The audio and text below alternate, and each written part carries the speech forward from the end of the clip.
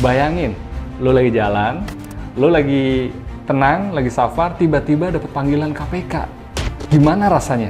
Pasti panik, yang gue rasain ya. Gue panik, mules, mungkin sedikit overthinking di awal-awal, tapi gue berusaha tenang. Karena gue harus tenangkan istri gue harus tenangkan keluarga gue, everything is okay, nggak ada masalah.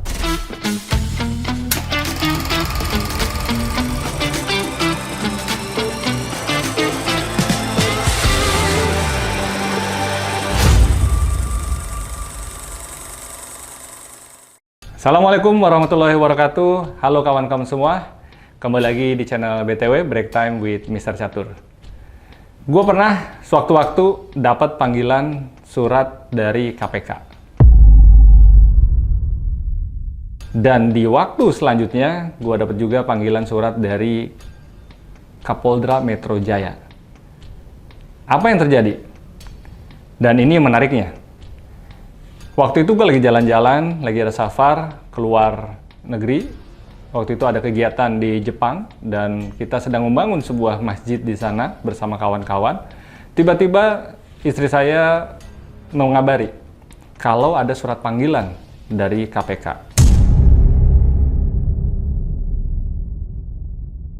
Komisi Pemberantasan Korupsi yang ada di Indonesia.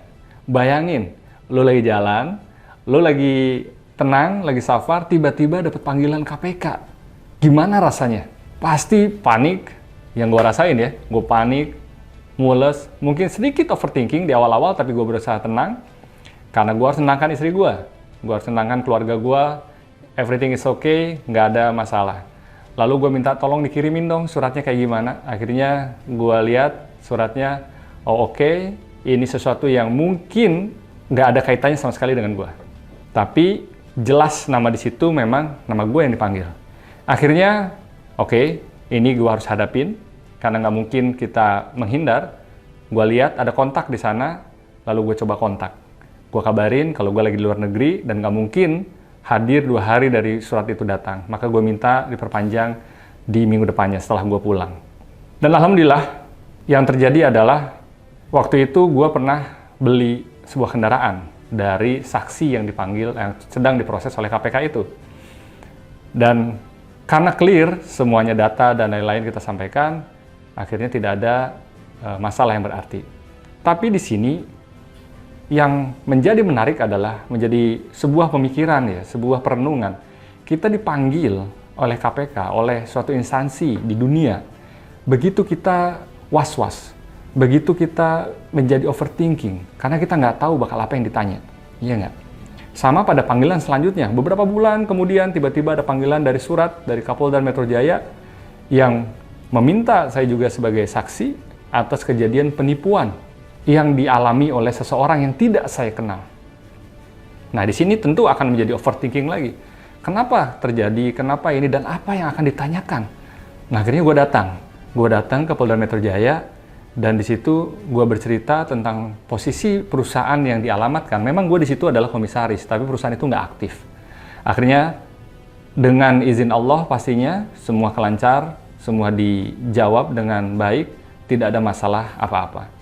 Tapi sekali lagi, pada waktu ini belum berakhir, bayangin lo yang nggak tahu apa-apa, nggak ngerti apa-apa, tiba-tiba dipanggil, ada surat panggilan dari KPK atau dari Kapolri atau dari Kapolda Metro Jaya atau mungkin dari kejaksaan. Dan semoga gue doain nggak ada satupun yang mengalami hal tersebut. Tapi bayangkan apa rasanya. Lu nggak tahu bakal ditanya apa, dan lu nggak tahu apakah ini sebuah jebakan atau ini sebuah kesalahan yang akan nyelamatin atau nyelakain. Nah, ini menjadi sebuah perenungan yang gue ingin bagikan di sini, gue ingin sharing di sini. Jika kita begitu takut terhadap panggilan-panggilan di dunia oleh instansi-instansi yang berwenang, apakah kita juga sudah mempersiapkan panggilan nanti di akhirat? Apakah kita sudah siapkan jawaban-jawaban yang akan ditanya di akhirat nanti oleh malaikat? Saat kita masuk ke dalam kubur, kita langsung ditanya, Man Rabbuka? Lalu pertanyaan-pertanyaannya sudah disiapkan. Yang menariknya kawan-kawan, Allah begitu adil pada kita. Hanya kita yang tidak menyadarinya. Jika KPK, Kapolri, atau Kapolda Metro Jaya, ataupun kejaksaan instansi lain memanggil kita tanpa memberikan bocoran pertanyaan, Allah sudah memberikan bocoran pertanyaannya di dunia. Sebagaimana Rasulullah SAW bersabda, tidak akan bergerak kaki seorang anak Adam hingga dia bisa menjawab pertanyaan-pertanyaan berikut. Untuk apa umurnya digunakan? Dan bagaimana dia mengamalkan ilmunya?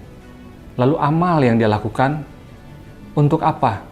Harta, bagaimana dia memperolehnya, dan bagaimana dia membelanjakannya.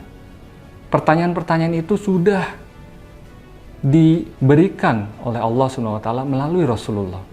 Nah sekarang, apakah kita sudah siap dengan pertanyaan-pertanyaan tersebut? Apakah kita peduli dengan umur yang kita lakukan, atau kita masih tidak peduli dengan umur yang kita miliki saat ini? Atau ilmu yang kita punya hanya dipakai untuk menipu, untuk kesenangan kita semata?